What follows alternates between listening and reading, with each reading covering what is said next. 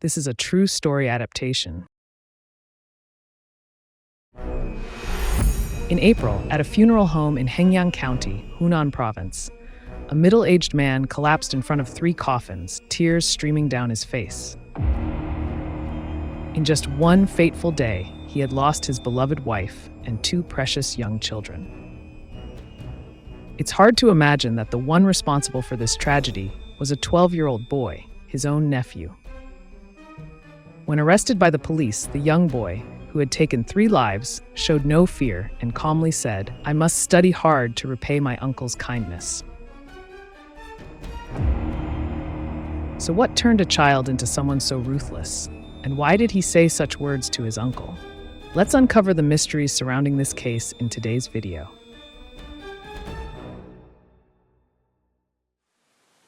Xiaobo was born into an ordinary working-class family, but his life soon faced many upheavals.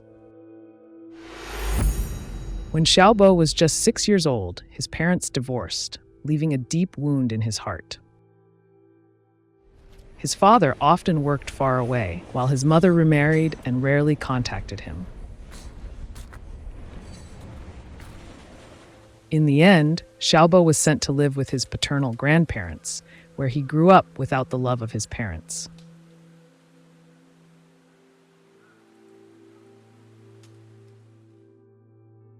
However, life at his grandparents' house was not easy either. Xiaobo's grandparents, due to their old age and frail health, couldn't adequately care for a growing child, leaving him often playing alone, lacking the support other children his age had. When Xiaobo turned 10, his aunt Liu Fang could no longer bear her nephew's situation and decided to take him into her family. When Xiaobo moved in with his aunt, his life changed significantly. Her family lived in the city, where conditions were much better than in the countryside. For the first time, Xiaobo had his own room and got to enjoy many delicious meals. At first, he excelled in school, and Xiaobo was praised as a smart, hardworking boy who consistently achieved top grades. However, as he entered middle school, the increasing academic pressure began to overwhelm him, and his grades gradually declined. Xiaobo became more withdrawn, and his relationships with his classmates worsened. During this time, he became engrossed in video games. The virtual world, with its powerful allure, captivated Xiaobo, allowing him to become heroes and experience success that was hard to attain in real life. This made him sink deeper into the virtual world, distancing himself further from reality. Xiaobo gradually became addicted to video games, often playing through the night without rest. His academic performance deteriorated significantly, and the relationship between him and his family became strained. Despite many attempts by his aunt to advise him to quit gaming and focus on his studies, her efforts did not bring positive results. As tensions escalated, the relationship between Xiaobo and his aunt worsened. His aunt began implementing strict measures, even confiscating his phone and computer. This made Xiaobo feel angry and abandoned, as if no one understood him. The simmering conflicts in the family became increasingly tense, threatening to erupt at any moment as Xiaobo's anger and resentment continued to build. The atmosphere in Xiaobo's household became more and more strained. Xiaobo's younger cousins, who once looked up to him as a kind older brother, now felt afraid of his growing changes. From a gentle sibling, Xiaobo became cold and quick-tempered, making everyone in the house feel uncomfortable and uneasy. April 13th, 2012 became a fateful day that completely changed Xiaobo's life and that of his aunt's family. That afternoon, after school, Xiaobo returned home to find the house empty, not a soul in sight. The loneliness, combined with his long simmering frustrations, seemed ready to explode. The emptiness of the house stirred thoughts and actions within Xiaobo that he had never considered before.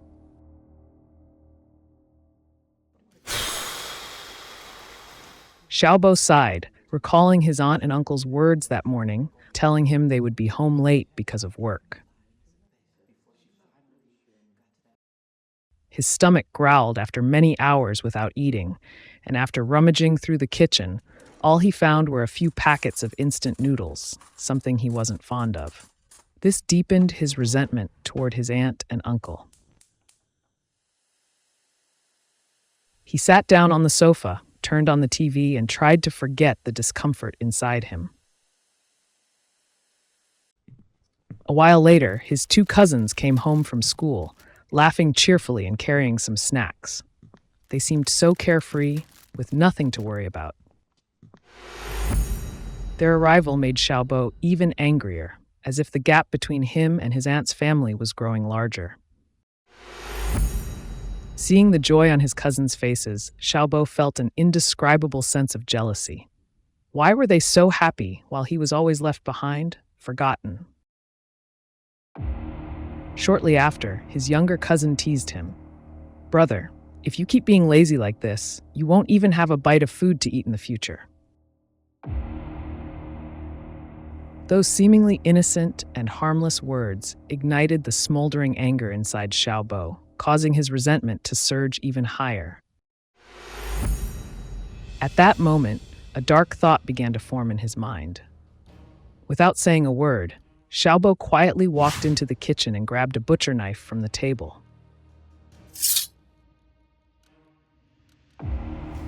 What happened next was like a real-life horror movie. Xiaobo raised the knife, and before his two cousins could understand what was happening, they had already collapsed in a pool of blood.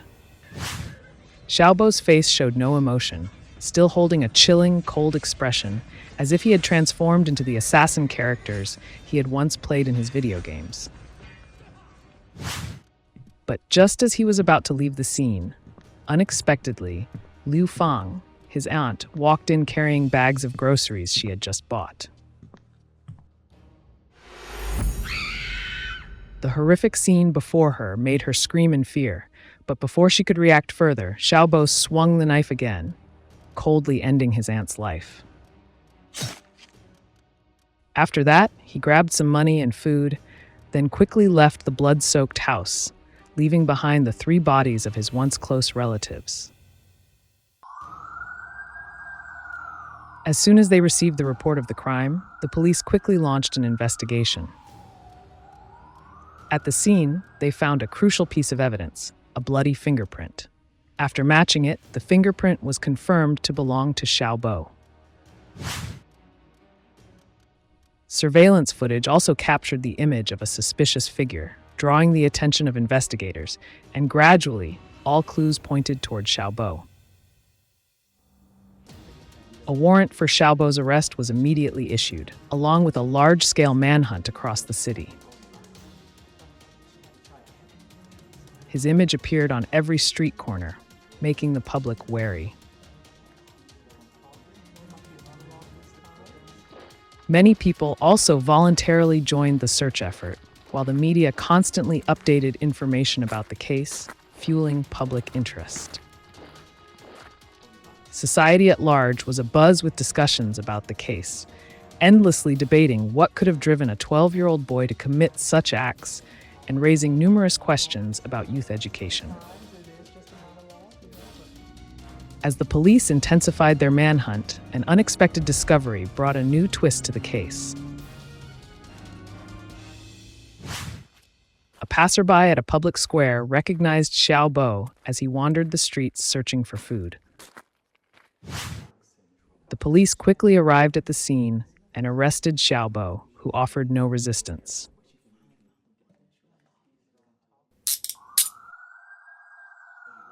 In the interrogation room, he remained eerily calm, confessing to all his crimes and describing the details of the murders without any hesitation.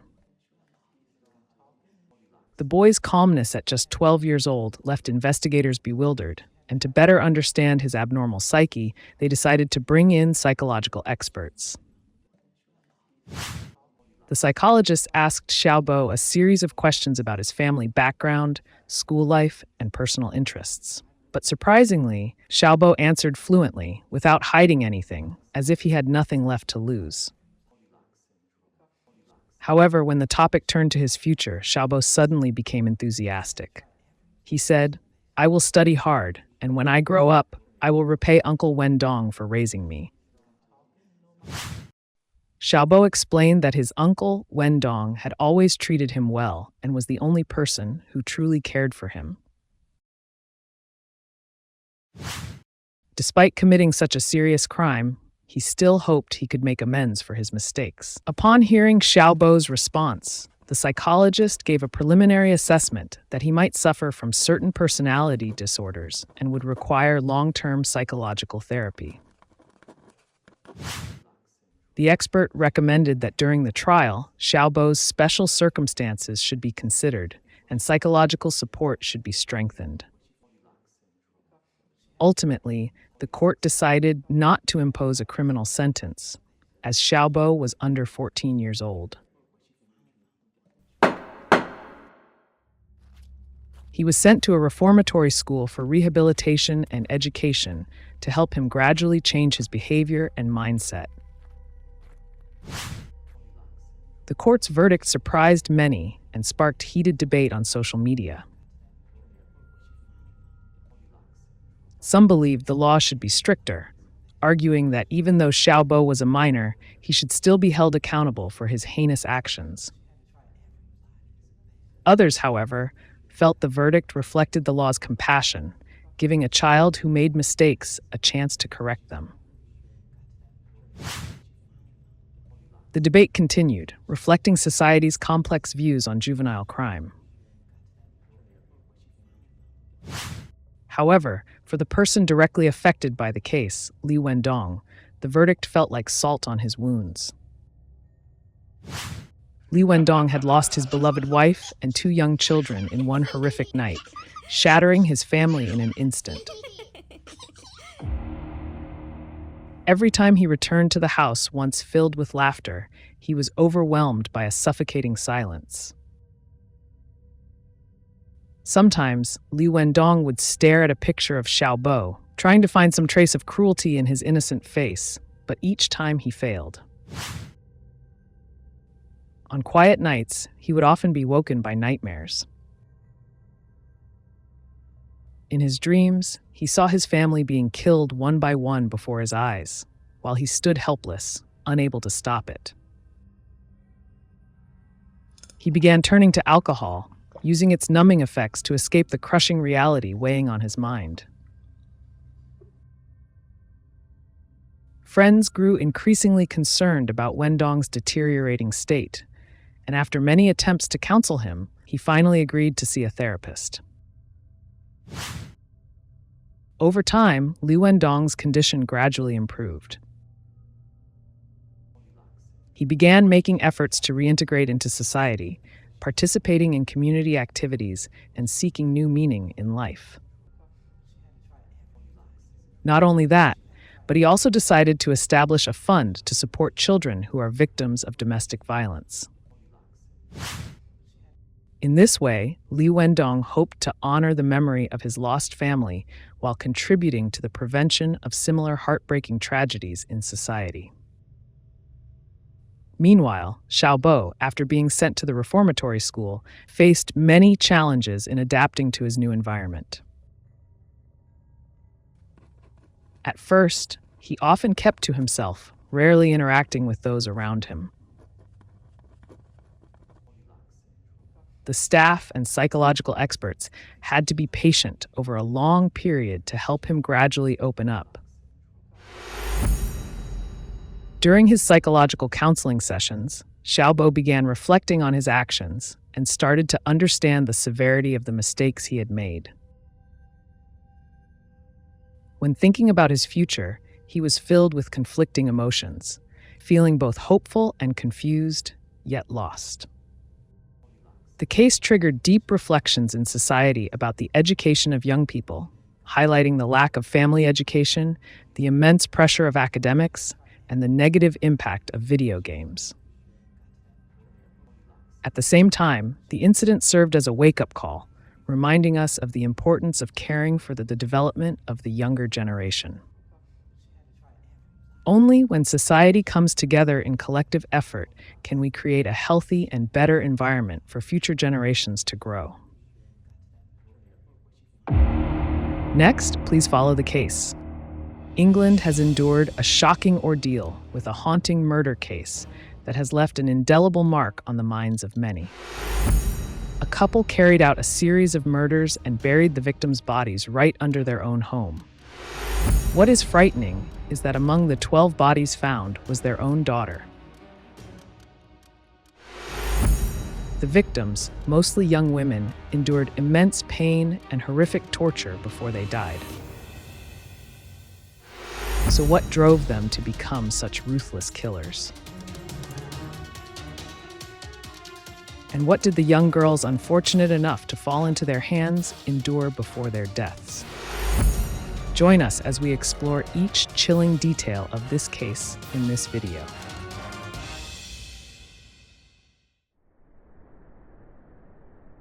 In a small town in England, a 13-year-old girl named Louise summoned the courage to reveal her family's darkest secrets to her friends. Louise recounted that she had been subjected to shameful acts by her father, Fred, for a long time, but her mother, Rosemary, ignored her and even became an accomplice. After hearing Louise's story, her friend was shocked and felt sympathy for Louise's situation.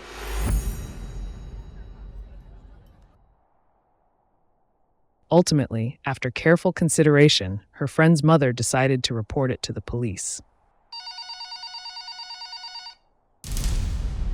To avoid detection, the police did not immediately disclose Fred's criminal behavior. Instead, they requested a search warrant under the pretense of investigating a theft.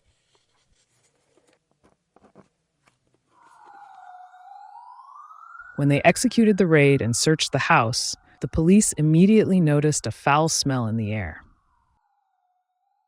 Through a thorough inspection, they discovered a range of tools used for depraved acts and recordings made by Fred himself. Additionally, there were some blood-stained clothing and tools, which were extremely disturbing pieces of evidence.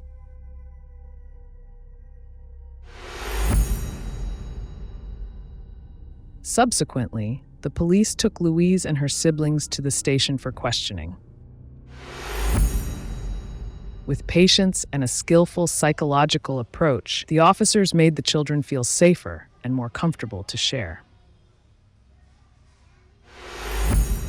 Eventually, as their hesitation was gradually replaced by trust, the children revealed a horrifying secret they regarded as a family joke. Upon hearing that phrase, the police officer felt a shiver run down his spine. The police also discovered that Heather, the couple's daughter, had been mysteriously missing for many years. The police suspected that Heather could very well be one of the unfortunate victims. To clarify this, the police quickly requested a search warrant and immediately conducted a thorough search of Louise's garden. On February 23, 1994, the search warrant was approved, and the police brought in excavators and detection equipment to meticulously dig every inch of soil in the garden.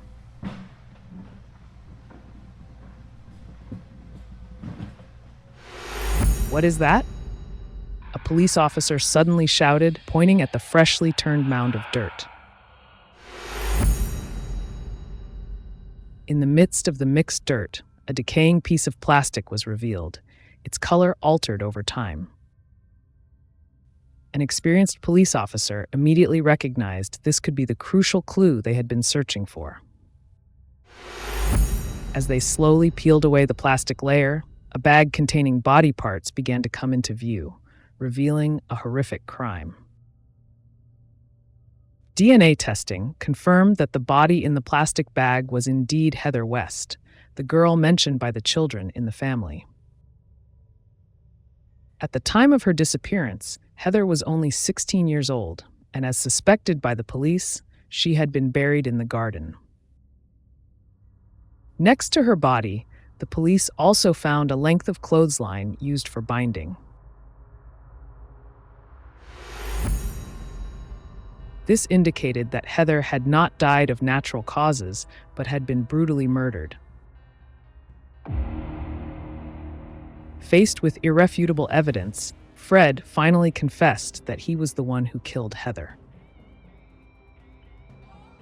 According to his statement, in 1987, after a heated argument with his daughter, Fred lost control of his anger and accidentally strangled Heather to death. To cover up his crime, Fred dismembered Heather's body and buried her in the garden.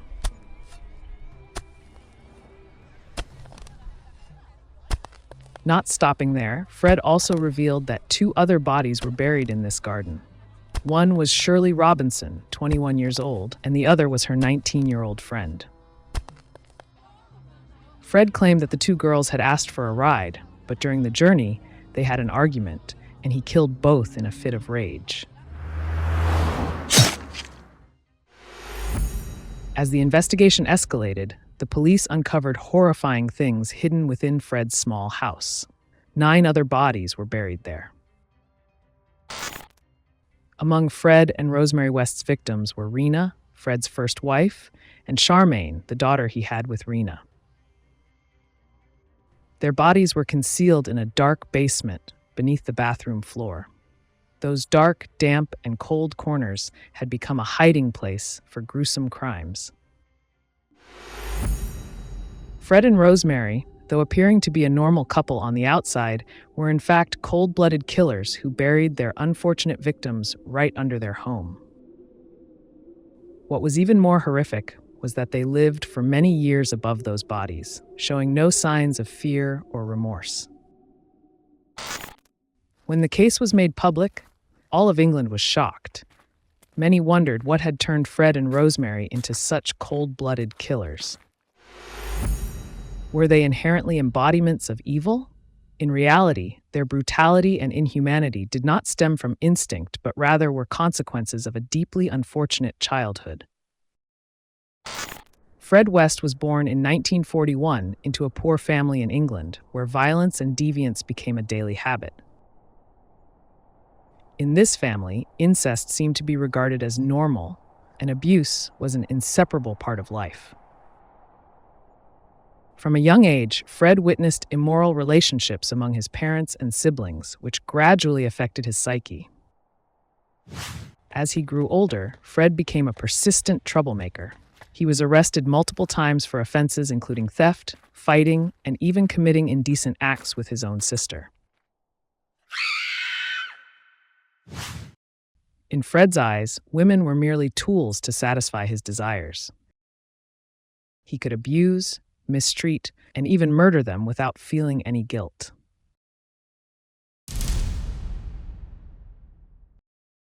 A prime example is Heather's sister, Anna Marie, who was abused by Fred from a very young age. Unable to endure the abuse, Anna Marie ran away from that horrific home at the age of 15. For a long time afterward, she did not dare to contact her family for fear that Fred and Rosemary would find her and harm her. Meanwhile, Rosemary also endured a painful childhood. Born into a poor family, she suffered abuse from her mentally ill father, who frequently beat her and her siblings. Her mother, too weak and unable to resist, could only endure and turn a blind eye to what was happening.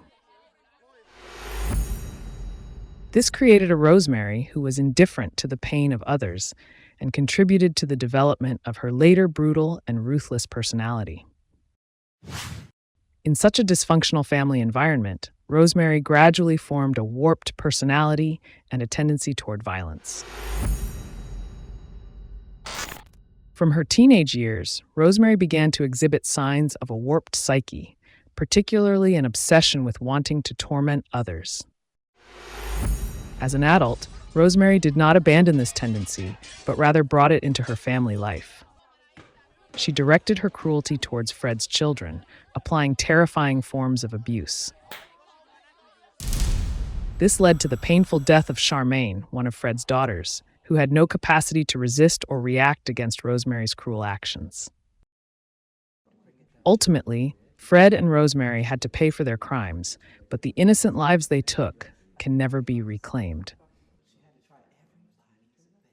In 1995, the English couple Fred West and Rosemary West, known as the most horrific serial killers in British history, finally stood trial.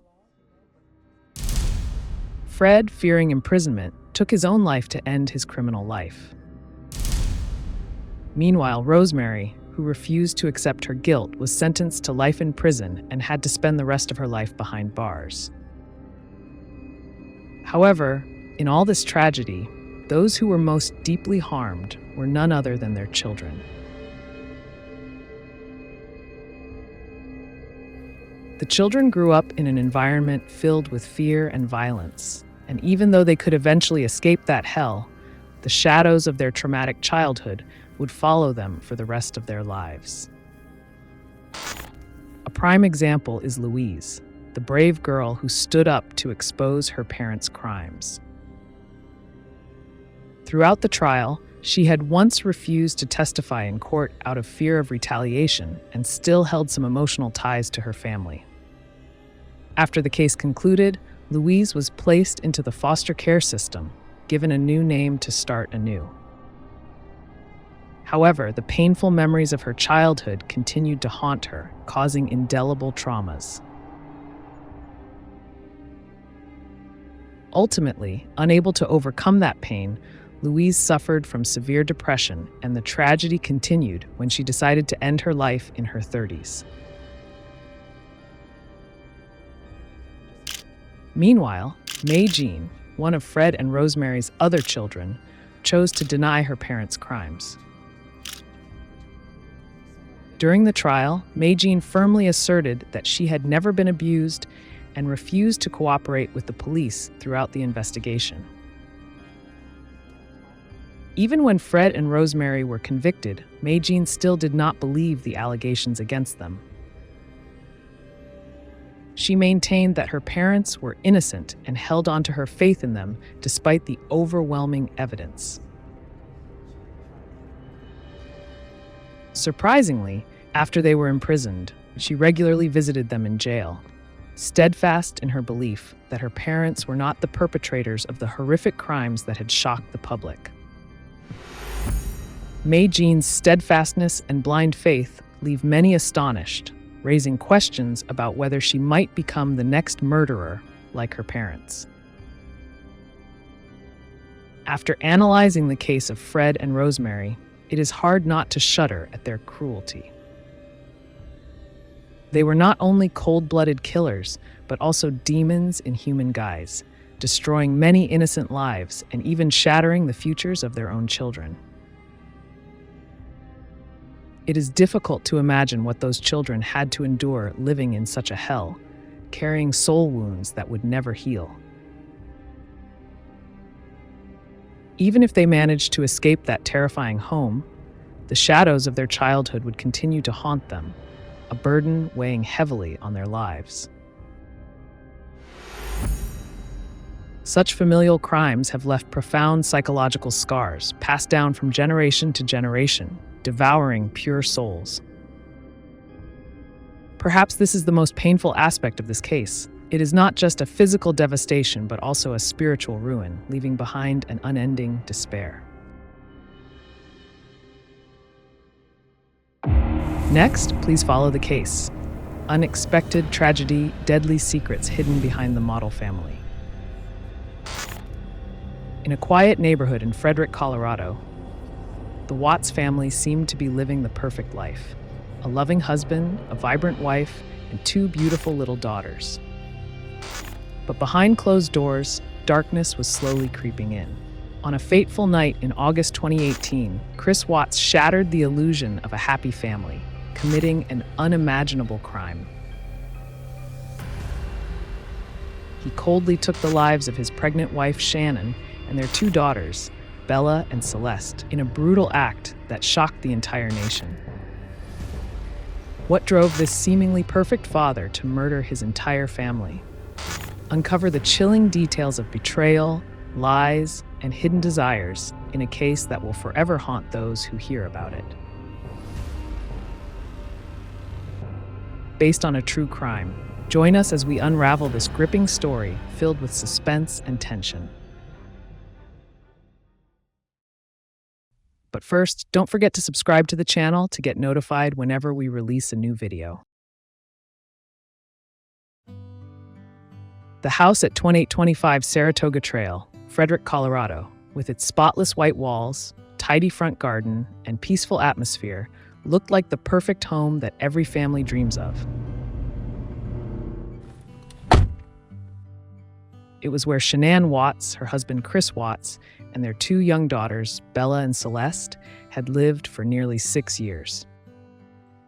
From the outside, the house exuded warmth, like the image of an ideal family, with not a single blemish. Shanann, a woman full of energy, was always cheerful and vibrant.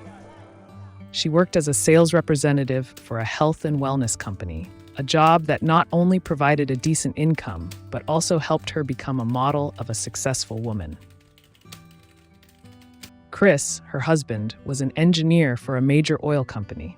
They met in 2010, fell madly in love, and got married soon after.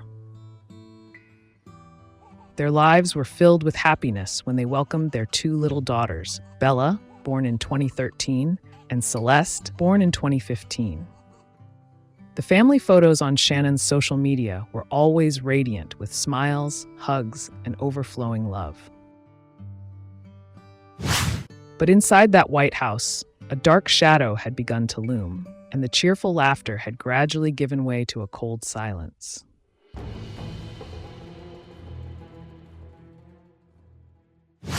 Shanann couldn't help but notice the change in Chris. He no longer looked at her with the same affection as before. His kisses were rushed, and his responses were brief when she asked about work or daily life. Every night, as they lay beside each other, Shanann felt as if an invisible wall had formed between them. At times, she told herself it was just the pressure of work and life that he would return to his old self, but reality shattered those fragile hopes. Day by day, Shanann began noticing strange signs from her husband. Chris was constantly coming home late, often using his phone in private, and always wearing a mysterious smile when texting. On nights when Shanann woke up abruptly, Chris would often not be beside her, but instead sitting in the dark living room, his gaze distant, as if contemplating something far away. Shanann tried confronting Chris, asking if something was wrong. But Chris only replied coldly with things like, "I'm just tired. It's nothing." Each time, Shannann's heart tightened, feeling as though she was losing the man she loved and with whom she had shared so many happy moments. What Shanann didn't know was that Chris had been secretly dating Nicole Kessinger, a colleague at his oil company. This relationship wasn't just a typical affair. It had become a crucial part of Chris's life. Nicole was not only his lover, but also someone who stirred up desires buried deep inside him. The longing for freedom, the escape from family responsibilities and obligations. Chris began to imagine a new life without Shanann. He dreamed of peaceful evenings with just him and Nicole, without the sound of children's laughter, without the responsibility of taking care of a family. It was the life he craved, a life where he could be completely in control. Shanann, though unaware of the full truth, had an instinctive sense that something terrible was about to happen. She felt the tension in every gesture Chris made. Dark dreams began to torment Shanann. She dreamt of Chris standing in the shadows, smiling wickedly as she called out his name. She dreamt of herself being pushed into a void, falling endlessly with nothing to grasp. These dreams were not just signs of anxiety, they seemed like warnings of the horror that was about to unfold. On August 12, 2018, Shanann returned from a long business trip. A colleague dropped her off at home around 2 a.m. The house was dark when she entered, with no signs of life. Shanann went into the bedroom, where Chris was already lying down, but she didn't feel the familiar warmth from her husband. Instead, there was a chilling coldness in the air. She didn't know this would be the last time she would lie in that bed. Chris, with an eerie calmness, had decided to act that night. In the darkness of the room, he looked at his wife with eyes devoid of love, filled only with hatred and despair. He had decided that not only Shanann, but also their 2 daughters would no longer exist in this world. Shanann didn't know that Chris had already planned to murder the entire family. While she was asleep, he struck, strangling her until she could no longer breathe. Shanann's weak cries echoed in the night, but no one could hear. The darkness swallowed all sound. When Chris killed Shanann, Bella and Celeste were still asleep. He couldn't let his daughters survive. He feared they would remember that horrific night and one day accuse him. In that moment, Chris was no longer human. He had turned into a monster, driven by selfishness and dark ambition. Bella, the 4-year-old, woke up as her father entered the room.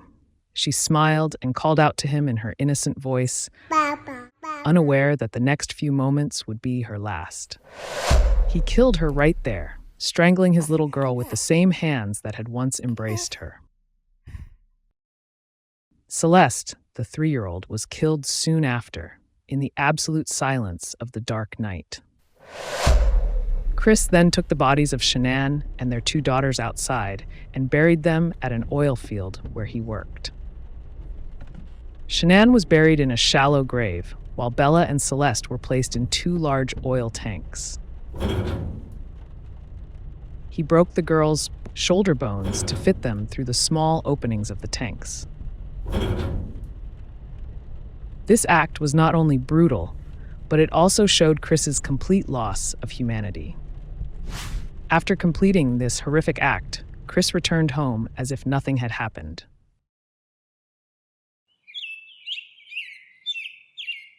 He went to work the next morning, and when questioned by the police about his family's disappearance, he tried to appear innocent, even participating in a television interview, pleading for the community's help.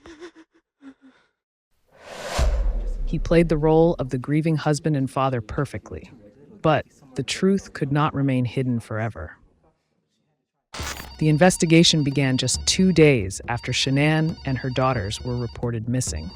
Nicole, Shanann's best friend, was the first to alert the police when she couldn't reach Shanann. Nicole had a strong feeling something was wrong, especially after learning that Shanann had missed a prenatal appointment. The police immediately went to the Watts family home. Chris, with an unsettling calmness, welcomed the police and even allowed them to search the house. During the search, the police found that everything seemed completely normal, with no signs of a struggle or violence. Shanann's phone, wallet, and medication were still in the house, but there was no trace of her or the girls. This raised suspicions about their mysterious disappearance. Gradually, the pieces of the truth began to emerge. The police discovered Chris's suspicious behavior. Shortly after his family's disappearance, he had called the school to inform them that his daughters would not be attending anymore. He also contacted a real estate company to sell the house. The police also found that Chris's car had been at the oil field where he worked on the morning Kampschreg. Shanann disappeared, contradicting his initial statement. As Chris tried to maintain his image as an innocent husband and father, the police monitored his every move. A crucial turning point came when they decided to administer a lie detector test. Chris failed the test, and as the truth began to surface, he started to panic. On August 15, 2018, after the police found traces of the Watts family's bedsheets at the oil field, Chris was arrested and charged with murder. He requested to speak privately with his father. During that conversation, Chris confessed to killing his wife. But in an attempt to lessen his sentence, Chris offered a false excuse. He blamed Shanann. He claimed that Shanann had killed their daughters in a fit of rage after discovering he wanted a divorce, and that in his anger, he had strangled her. However, the police didn't believe this story. They found no evidence to suggest Shanann had harmed her daughters. Instead, the evidence showed that Chris had brutally killed both his wife and children during that horrific night. On August 16, 2018, just one day after Chris was arrested, the police found Shanann's body buried in the ground at the oil field. Nearby, they discovered the bodies of Bella and Celeste, submerged deep within two large oil tanks. When the police and rescue teams recovered the bodies of the two girls, many couldn't hold back their tears at the sight of such brutality. The fragile bodies had been crushed and deformed, with their shoulder bones broken to fit through the tank openings, which were only about 20 centimeters wide. It was an image that would haunt everyone present at the scene forever. Autopsy results revealed that Shanann was 16 weeks pregnant when she was killed. The forensic doctors noted that the fetus had been expelled from the uterus, likely due to the immense pressure when Chris sat on her chest during the strangulation.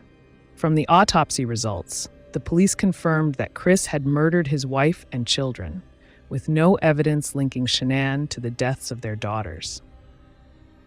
During the investigation, the police also delved into Chris's relationship with Nicole Kessinger.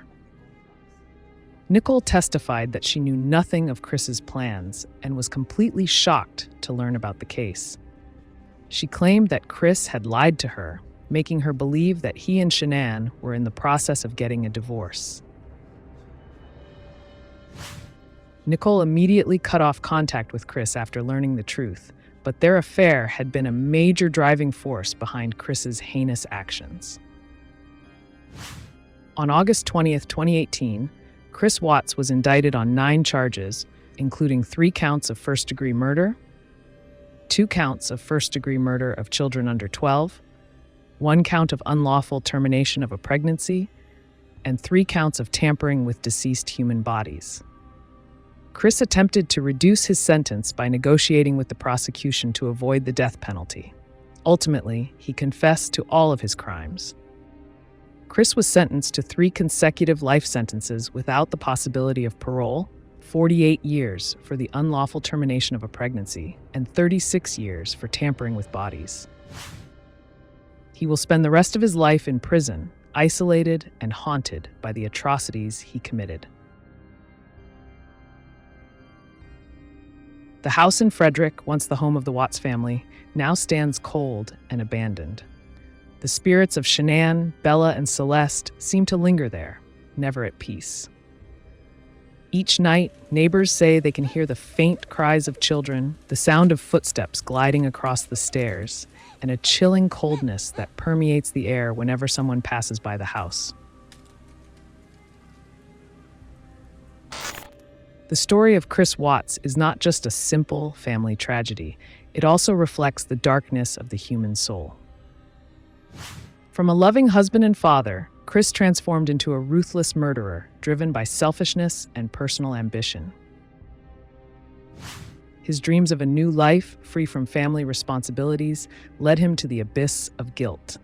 And now he must pay the price for his actions, imprisoned by the darkness of his conscience and the cold walls of a prison cell. Chris once had it all: a loving family, a dream home, a bright future.